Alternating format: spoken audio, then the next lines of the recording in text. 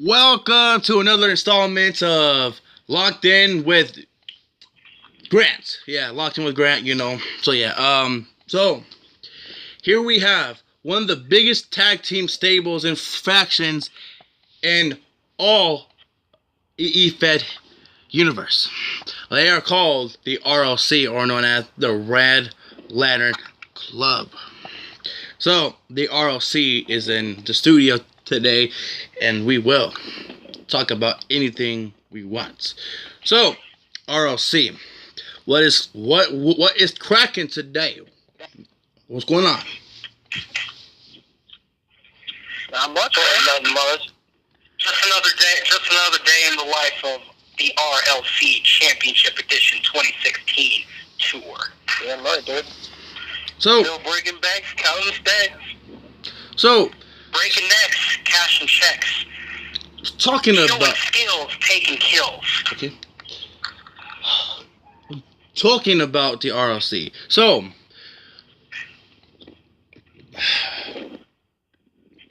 back, I think months ago, the RLC was formed, and then they went into the Strike Force Championship tournament, and then they made it to the finals, and then they came out on top.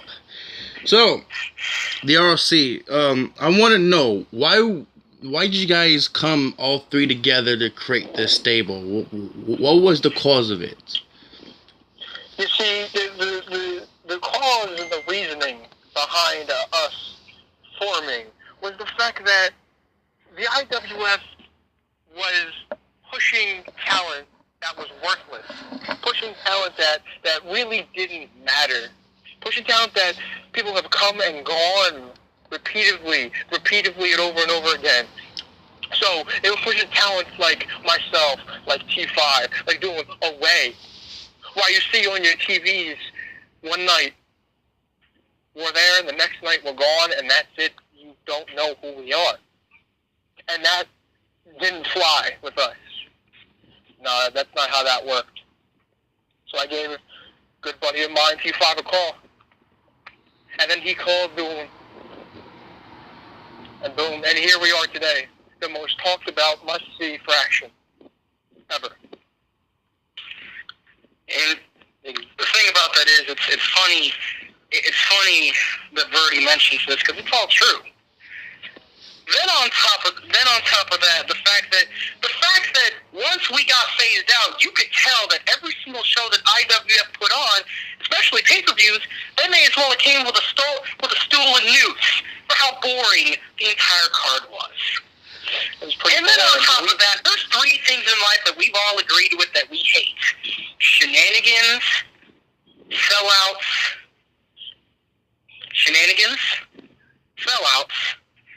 and last but not least,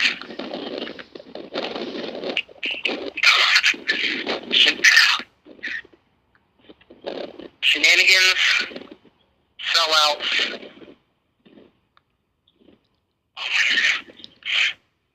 and losers. Basically.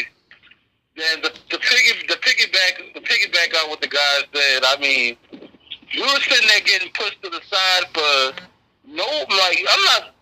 they got some sort of skill, but they weren't on our level. They weren't on par with what we had done and what we were currently doing. You can sit back there and say, "Oh man, we did this company, we did this in this company." No, what we were doing presently, now. What have you done for me lately? What we were doing now.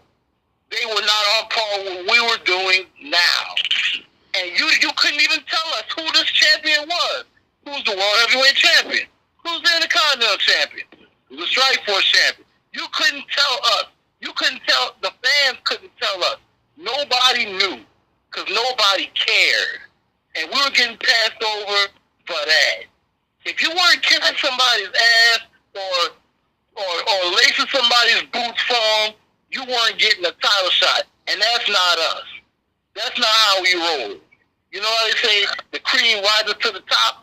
Every time we got close to the top, we get scooted to the side for one of these butt kisses one of these nut huggers, these curtain jerkers. We were getting pushed to the side for one of them.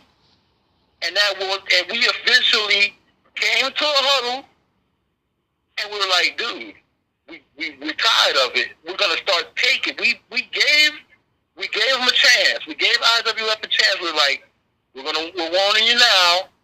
If you don't start giving us equal opportunity, we're going to take the opportunities. And we were damn serious about it. And that's when me and Doolin first struck first and got the Strike Force championships. And then Verdi, and then back again. Now fast forward, the Intercontinental titles around my waist. We're taking the opportunity. We're not asking anymore. And by taking them, and just like that. And it's funny, real quick, getting to me and T5 as we are still the reigning Strike Force champions and easily the most recognizable and easily the best Strike Force champions that this company's ever seen. The fact of the matter is, has anyone ever thought about why the reason? T5 talked about it. Nobody knew who the tag team champions were to the point where they had to change the name to the Strike Force Division. And if you think about it, we fit the Strike Force Division perfectly. We're the force that strikes first. We're the force that strikes hardest. We're the force that strikes last. And the fact of the matter is, I didn't mean to cut you off. I was just going to finish. Yeah, go ahead. The fact of the matter is, we are not only the best tag team in the Strike Force Division, we are not only the Strike Force champions, hell, we are the motherfucking Strike Force Division. And we've been the Strike Force Division since May 30th, when we first... And, you know, it's really funny. It's really funny, and this is what really pisses off the people in the back. It's not just T5 and Doolin are the Strike Force champion. The RLC is the Strike Force champion. See, we play by the Freebird rule. Any of us can defend the Strike Force champions because we are the Strike Force champions. We are the Strike Force division. And that is okay. That is okay for the people to cry in the back. That's okay for the people to cry, I want the Intercontinental belt, blah, blah, this. Because we welcome the challengers. We welcome all comers. But the fact of the matter is, and I've had this question so many times. Now, it's funny, and I guarantee this is going to be one of your questions at some point during this thing. I'm going to answer it right now. Why aren't one of us the world heavyweight champion? If we've taken off all the damn question. But I have none of us even faced the champion, even if it was a non-title match yet. Because when it was the corporation was afraid. See, the resistance didn't start with Ace, as much as I respect him. The resistance started with the RLC when all of us sat down with the corporation. Then everybody started jumping on the bandwagon. For some reason, Ace was the face.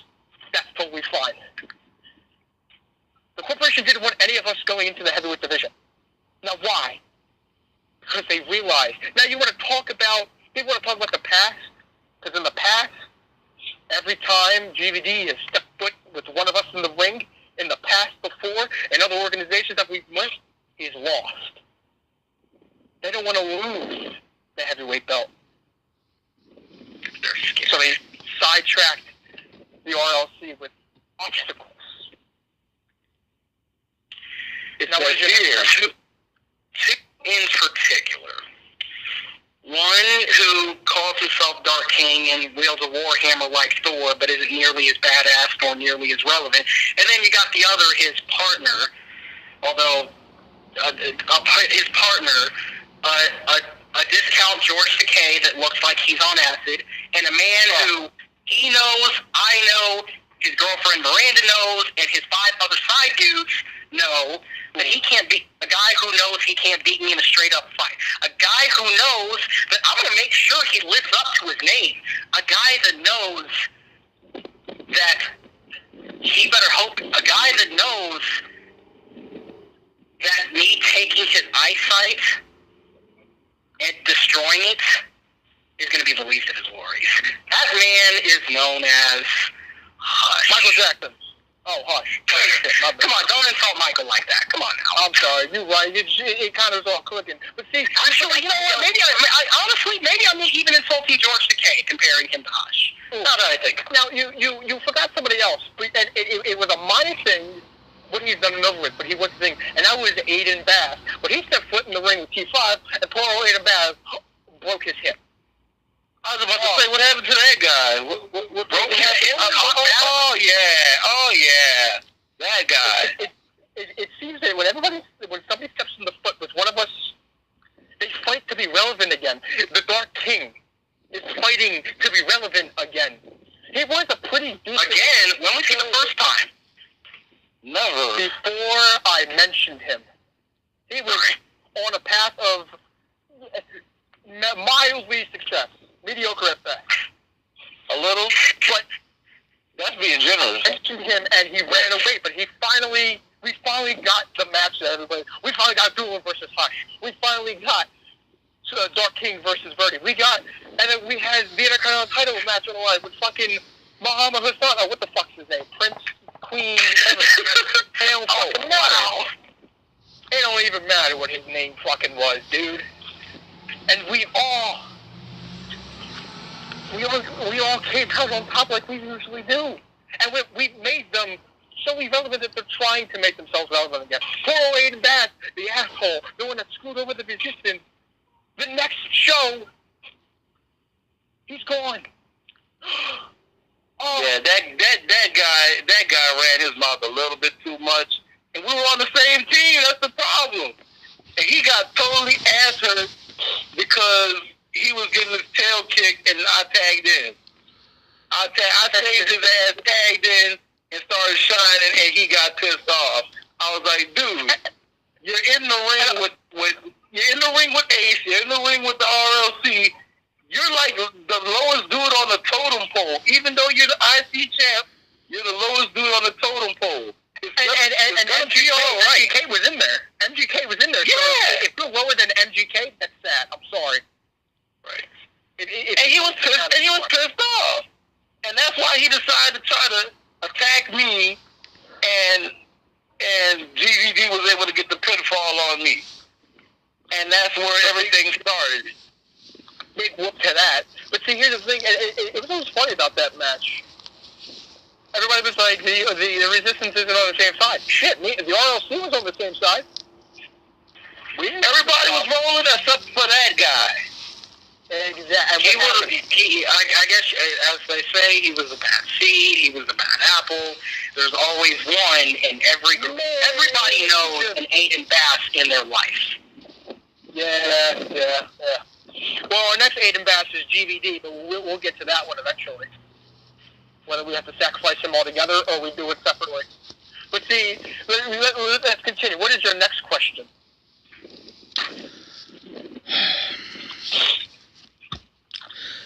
At Crash Course, you guys were part of that tag team match, and you guys spoke about that tag team match. But,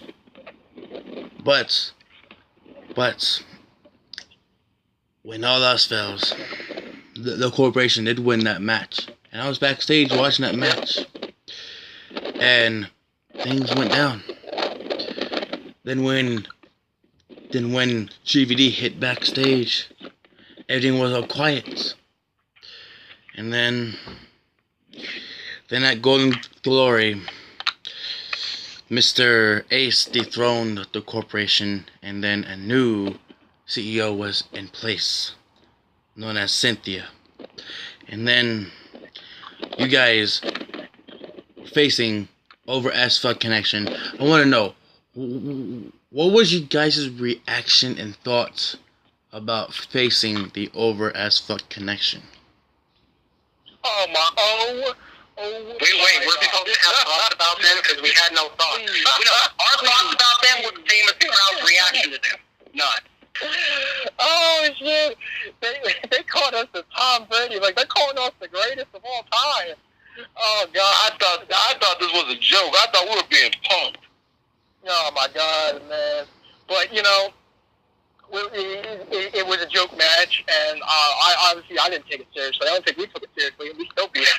But with the new CEO. I don't know if you guys have seen it, but she's kind of hot.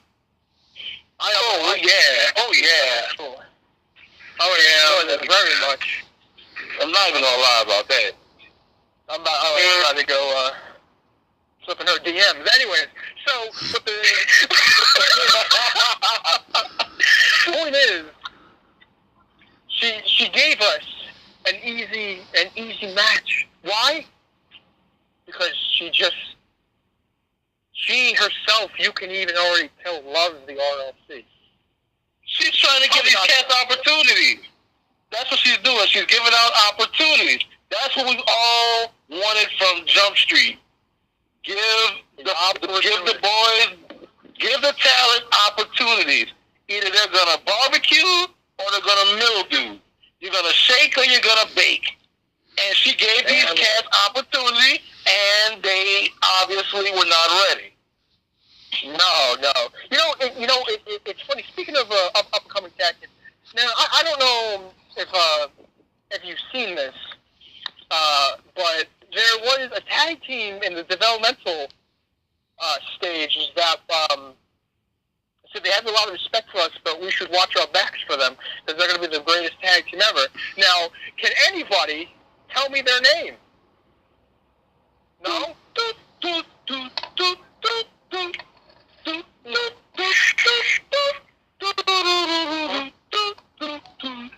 I think I know who you're talking about, but I don't want to say her name. Well, maybe it helps if I change the music.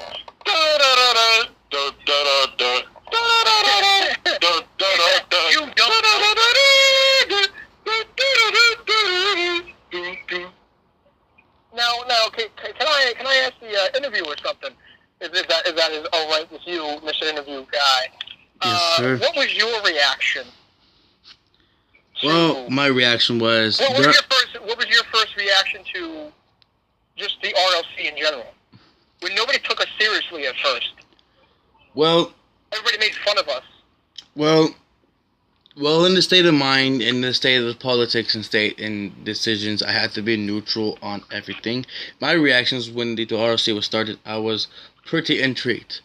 I was pretty intrigued by the stable. You guys are like a revolutionary stable, and that is true. That's what we need, is a revolutionary stable. And then the following comes into play. Like, it seems that we are balanced with two stables. What you guys talk... Hey, you know what those two stables are? You know what the RLC makes of? We are the Von Erich and the Freebirds together. If anybody knows wrestling history, everybody knows the Von Erichs and the Freebirds. That is what the RLC is. That is who we are. We revolutionized IWF. We took them by storm.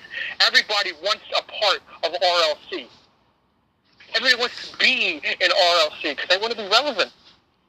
The following, you remember that? You know that, whatever. The following, they weren't relevant. Remember, none of these factions started until after the RLC. None of them were relevant until after the RLC.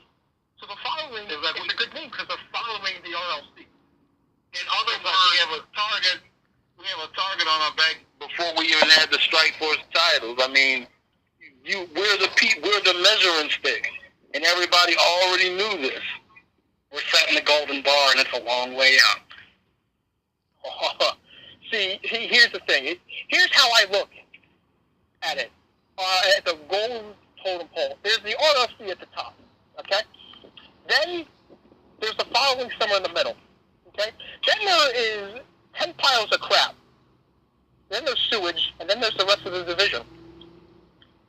And those people in the division at the bottom are trying to be a part of the RLC. I've watched the developmental group, and they want in. They want a part of the RLC. Everybody can't keep our names out of them. And it's funny because people talk, I'm the fucking trash talker. Obviously, I am. But people just stop mentioning us. So of course, people have tried to say that we're stale and we're irrelevant. Well, then why are our names in your mouth? Then why are our names constantly in your mouth? Like Just popped up and ran the conversation. And because the fact of the matter is, the fans see us, the other teams want to beat us, but they know they can't beat us. Simple as that. Hey, remember that one tag team from like the white version of the Fat Boys? I do. Like the one guy was dressed like a flaming biker, and the other one was dressed like a baby angel or something. Remember those guys? This isn't. Wait. Do you want to remember those guys? Because I don't want to remember them. No, not really. I was just bringing it up as an example. This is the type. These cats come in and they run their mouth. Oh, we're gonna take the RLC. They ain't nobody. We're gonna take some Strike Force titles. And they get in the ring. They attempt to put up a good fight, and they get sacrificed. And so there's a whole reason. There's a reason about the sacrifice. We all form because of our hate, because of our anger. Anybody knows, follows the Red Lantern history, the Red Lantern legend, it's the ring of hate and anger. And that's all we had bottled up, getting pushed to the side, pushed down, passed over, made a joke, sitting at home collecting checks. We sitting there watching these J-Bros, these no-talent J-Bros, get titles after titles, world titles, holding two titles, this stuff, and winning. And we're sitting, we bottled up all this hate, all this anger. So when the Red Lanterns formed, we decided we were not just going to embarrass these dudes, we were going to sacrifice these dudes to the altar of hate and anger. That hate and anger that pushed us to the top. That's why we say, your hate makes us great. That's not just a catchy title or catchphrase to put on t-shirts. Though it helps. It helps because we're all sitting pretty number one t-shirt sales, merch sales, in IWF Shop Zone. Check it out, the facts don't lie. But it's also our motto. It's also our motto because it's true. The boys in the back hate it. When we came out and we did the Freebird rule, they were like, man, Doolin has a match later. How are they going to defend the title? And next thing you know, Birdie's defended it with me. They were mad. They were pissed. Oh, you can't do that. We didn't know we could do that. I didn't know. You're making up for. And they were so angry. Those scowl on their face made us so happy. Birdie was dying the hell laughing like he usually does. And I was amused grinning because I knew they were mad. And they couldn't do jack about it. And along with the fact that they couldn't do jack about it is the fact that here's another difference between them and us. They spend their entire careers trying to chase history, but the fact of the matter is we make history. And when we make history, we make sure that our opposition becomes history. Simple as that. And you know it's really funny before Jack got canned, there was a tournament crowned the number one contender for the World Heavyweight Championship. Now, did you notice that only 2 out of the 3 members were in that tournament? Where was I? And I've come to the conclusion that they didn't want the odds favorite, one of us, to win it. And then I got screwed over, so that happened. And they almost failed to do it, almost got it. But that's okay. Like I said, we will wait our time. Now, Mr. Interviewer, if I can ask you just a fun question. Mm-hmm. Whenever, because you do the backstage politics, like you said, you're in the backstage area. You must be here before everybody else is here. You help either write your shows or whatever is going to happen. You've seen the amount of fans that come running up to the RLC. Yeah, there's fans that run up to Ace 2. There's fans that run up to MGK. There's fans, run up to, but the majority of the fans come us. Why? Because they already know who we are. They know what we've done. And they just can't get enough of the RLC. And people, and guys like Ace and GK, yeah, they're top dogs here. They have respect. Yeah. But there's jealousy when the RLC is in the building. Because we're just a little bit better. Ace did the big thing. He redeemed himself and beat Jack. And a match that was so goddamn lopsided, I don't even fucking know what to do. I even came up with the idea of let's go fucking down there. I told no. I went to Ace and asked him if he needed help. Because I thought that was lopsided. But he said no. I said, okay. He said, you guys have big matches. I was like, all right. But he did it. He redeemed himself and he took down the corporation. But why didn't Jack... Shout out to him. Why didn't Jack answer to our threats? I believe how many weeks did it take before we finally got to face the corporation? And even when we faced the corporation, we were facing dudes that were weaker than J&J Security. No, that's the fear. For like 3 weeks straight, we faced Skull Candy. Where are they? Back down to developmental. Man, what happened to that 8-foot guy? That 7-foot, 8-foot? Oh, that giant Jabro? The one that I had faced like 4 or 5 times? Yeah, there's like some 8-foot giant guy or whatever. That dude. He's like a tall guy. And he likes fucking butter or whatever? No, not that dude. Nah, not Bucky. He's like Titan or something. Some huge ass dude. Yeah, that guy. Yeah. Titan lost his testicles and ran away when the RLC debuted. Like, dude, like he was like the big guy for the corporation, and they all rode his ass and stuff. And we basically broke his ass too. Like we systematically broke just about everybody they threw at us.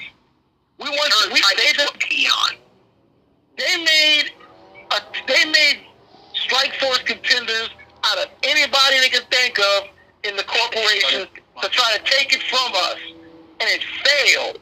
They wanted to add on to the titles they already had, and they wanted to take from us. And they were like, nah, it's not gonna happen.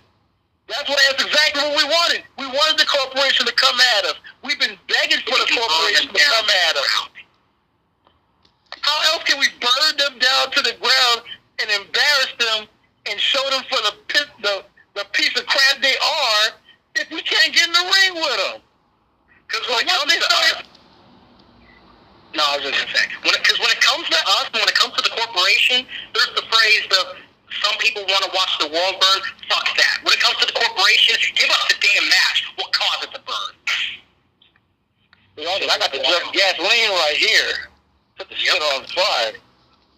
But see, here's the thing. It's going funnel up in this bitch. The corporation ignored us, and for some reason, the Resistance versus the corporation was headlined by Ace. When in fact, Ace jumped on the bandwagon for us when I mentioned Down with the Machine. Then T5 mentioned Down with the Machine. The Doom mentioned Down with the Machine. And everybody in the mothers said Down with the Machine. We all at the same day said Down with the Machine. Then Ace said it. But for some reason, we weren't the start, which was totally fine. But we proved that it takes a lot to take it down. It took 2 people to take away my Gauntlet Championship, which I never got a rematch for. But that's okay. I guess my contract doesn't matter. And first of all, speaking of that, where has Dr. Jennings been? The so-called Gauntlet Champion. Well, he's the exact opposite Darren Young, Mr. Every Week Off. Well, Well, with Dr. Jennings, is things, like he's a doctor and he has to do things as a doctor, and I don't know. Okay. Well, I got a pain in my ass, and his name's fucking on it. So can he come fucking fix that? Oh, is that the angry Sinead O'Connor looking dude? Yeah. That dude was like an angry. That guy was like an angry lesbian, dude. I was pissed off when you lost to him, bro. You thought I lost my title to him. When you lost to Dr. Jennings, dude, I was like legit pissed off, bro. Remember that? And that was bullshit. Cause they made you lose to a such change star for Queen. And I won because the Dark King was in it too. But the corporation bank came down with that too. I was flipping out backstage. I brought out a side of me that I haven't brought out in years. But like we were all legit pissed about that. And I haven't got my rematch. Why?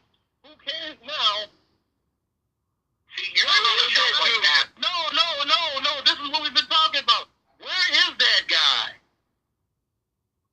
Anybody? Can anybody tell us where the hell is he, and has he taken the title with him?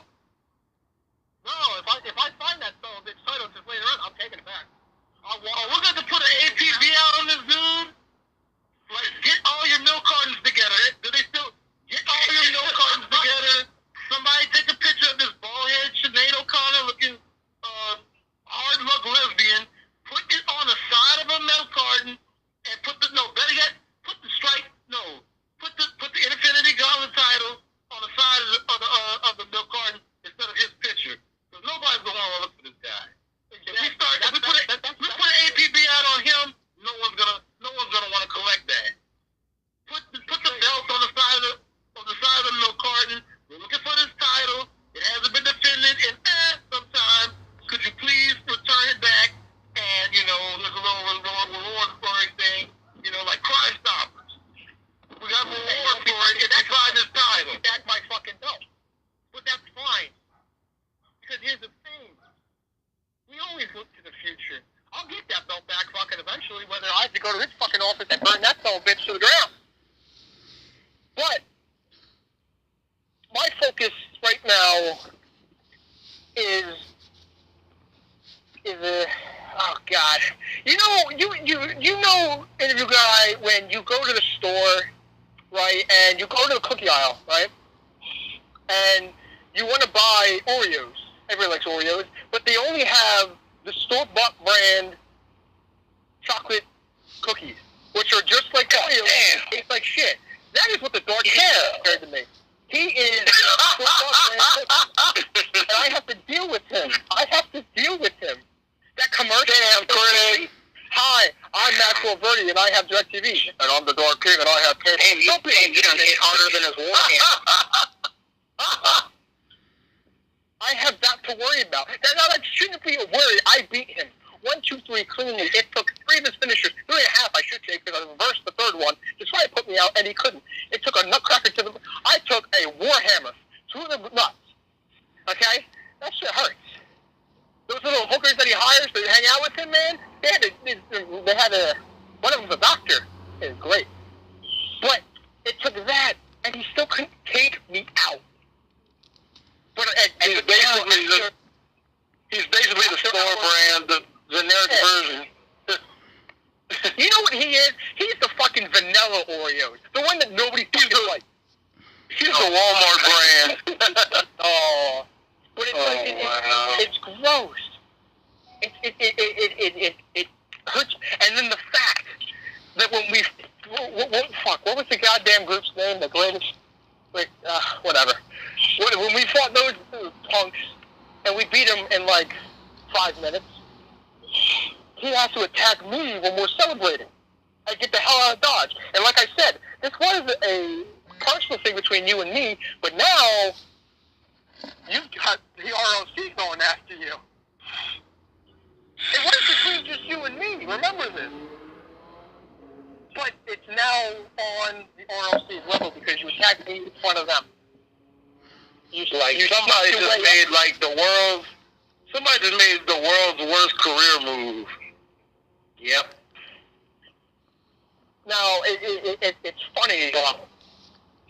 It's funny that he has been mentioned since. But, you know, Mr. Interview, you know what, Mr. Interview Guy, I'm going to give you a new name. I'll give you a new name that we all can remember, okay? From now on, during this interview, your name's going to be Pete. Now, Pete's cool. I want to call him Chip. No, Pete's gonna be for right now. You're a cool guy, and we like you.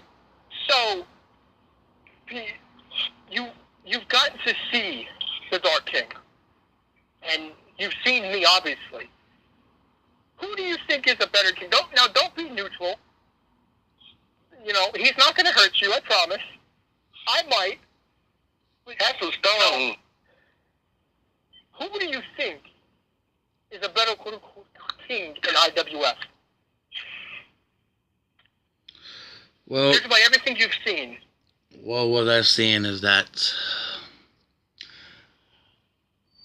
it's a free country, dude. I mean, go ahead. Don't be neutral about it. Don't be scared. You know, I was approached. Honest question. I was approached by the Dark King earlier today, and he seems like a gentle person, but when you get to know him, what goes on in his head is a dude with a warhammer who cracks nuts is a gentle person. Wait a minute. Wait, a gentle person?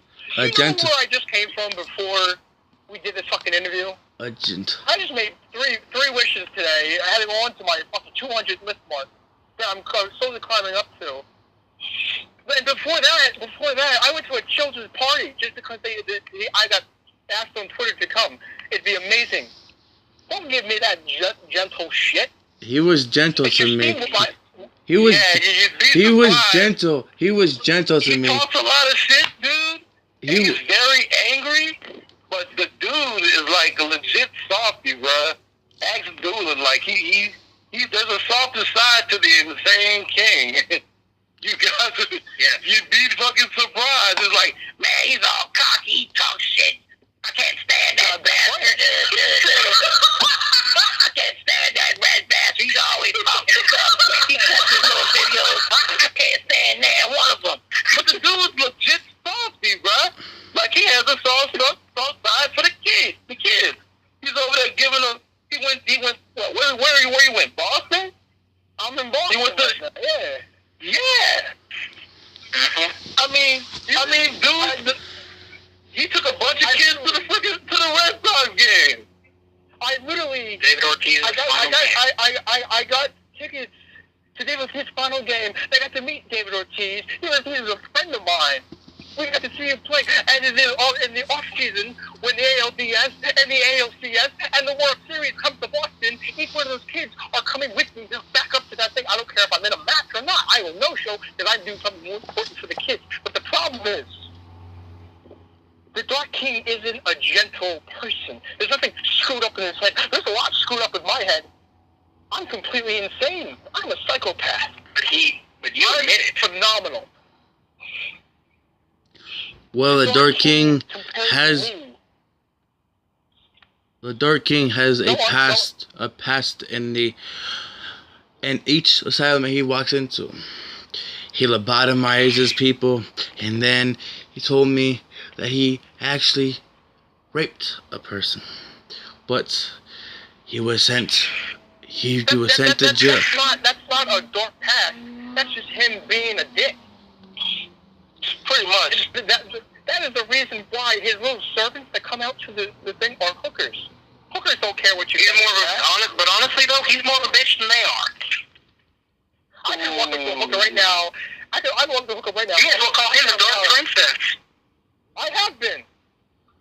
I can literally walk up to a hooker right now, $5,000, and say, listen, I'm a known serial killer, and I would like you to spend the night with me. You know what that bitch is going to do?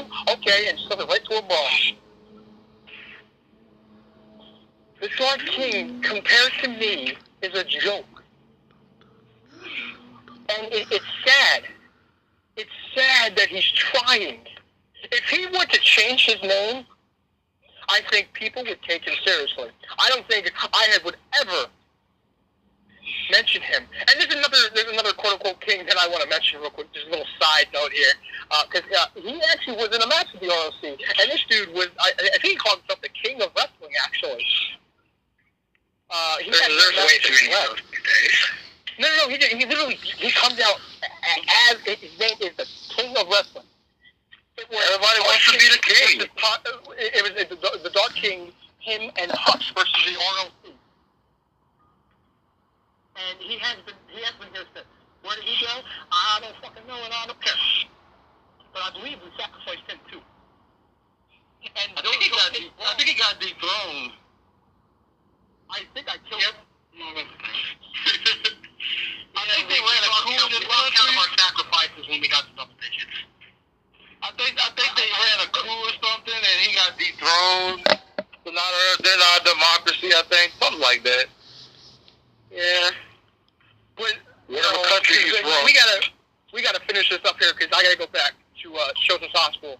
I gotta go hang out with little kids a little bit. But to end it all, the ROC is here to stay. The ROC will hold every single title in the IWF. I don't care who's the fucking champion at the time. Barring they take the title and run away.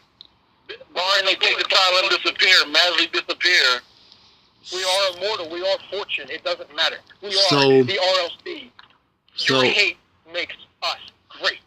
So If any of you find that Infinity Gauntlet Championship belt, there is a reward. Go talk to Cynthia because I'm not paying for it. I got my own belt to take care of. But if you go to her, go to the CEO, she will be more than happy to pay for any information that results in the bringing back of that title, because we would like to have a shot at that, and we would like to bring that home. so Yeah, I would. so with that, this interview has to be cut short. But next on the next interview, we'll have the newest rookie Insation Jaya on program, and then we will have Bennett Max possibly on. But we will do it all easily and painfully. There's one thing I wanted to add before we shut this thing down. With all the growing numbers of these wannabe factions and everything, there's been rumors of us doing a little recruiting backstage. Yeah. Of maybe perhaps adding another member. Because 3 is a nice number, but 4 is so much more. So we just wanted to put it out there that everybody be on your worst behavior, because there's a chance we could be watching. You want to be that new person. You want to build your brand. You want to make a come up. This is the group to be in. We are the group to be in. Right now and in the future, we are the measuring stick. So if you want to come up, if you're tired of being looked over, passed on, no opportunities, we're the folks to talk to. Remember, there's always room for one more. With that, we'll have And one more thing to add. I just wanted to add a little bit more. See, we said that your hate makes us great. See, the difference is your hate makes us great. Our hate makes you worse than second rate. That's all I wanted to say. So with that, we will have the sensational rookie Jaya, then we'll have the hardcore Mayhem Godfather of Mayhem, Venom X on program, and then possibly we'll have the Infinity Gauntlet champion Dr. Jennings on possibly, but we will have everything all set and planned. Thank you for coming on, and we will show you soon.